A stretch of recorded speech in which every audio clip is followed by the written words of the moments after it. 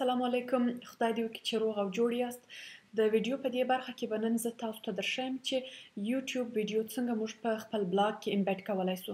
لکه ستاسو چې په یاد دي موږ تر دغه ځایه پورې په خپل بلاګ ته رارسېدلي یو. د ویډیو امبیډ کولو دپاره زه باید اول په بلاګ کې دننه لیاوټ ته ولاړه سم او بیا اډ ا ګیجټ ووهم. که ستاسو په یاد وي په دغه ځای کې موږ ته ډېر ګیجټس معلومیږي، خو موږ راځو HTML جاوا سکرپټ ته دغه انتخابوو او دغه ته موږ یو نوم ورکوو.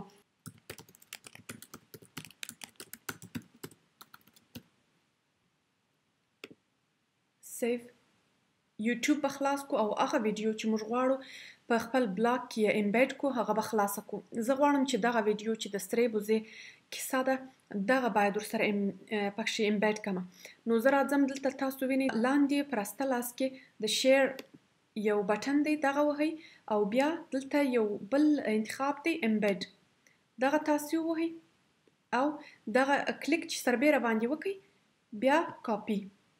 اوس دغه کوډ موږ را اخلو په خپل بلاګ کې په هغه ځای کې اچوو چې مخکې راته خلاص سوی و. دغه ګیجټ اوس موږ مخکې جوړ کړئ ما یوټیوب چینل او دغه ایډیټ موږ وروهو او په دغه ځای کې چې کانټینټ پر لیکلی دلته دغه کوډ چې را کړی و هغه اچوو. نو زه به د سیف انتخاب کم دلته بیا سیف ارینجمنټ لکه ستاسو چې په یاد دي مخکې او پریویو چې موږ ته باید راښکاره کړي چې څه رقم معلومیږي.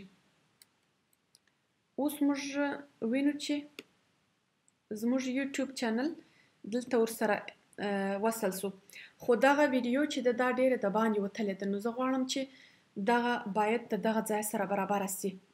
زه بیرته راځم ما یوټیوب چینل ته په ګیجټس کې او ایډیټ وروهم. دلته د دغه سور او اوږدوالی یې کمومه 300 په 300 کې به کو.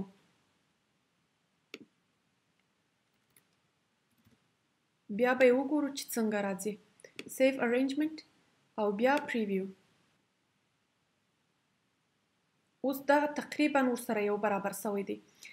نو موږ کیدای سي چې نور هم ورته تغییر ورکړو یو څه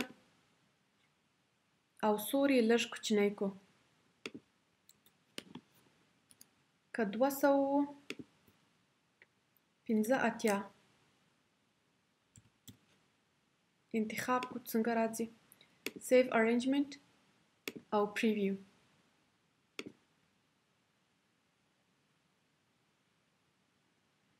دغه د یوټیوب چینل زموږ دلته ورسره وصل سو او موږ اوس د دغه ځای څخه کولی سو چې کلیک پر وکړو.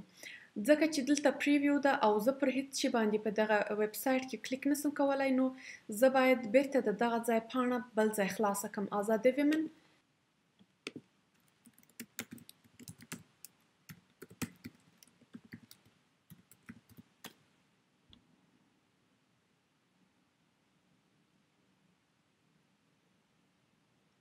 اوس موږ ته خپل ویب سایټ دغسې ښکارېږي. دغه یو څه پوسټونه موږ پکښې کړي دي.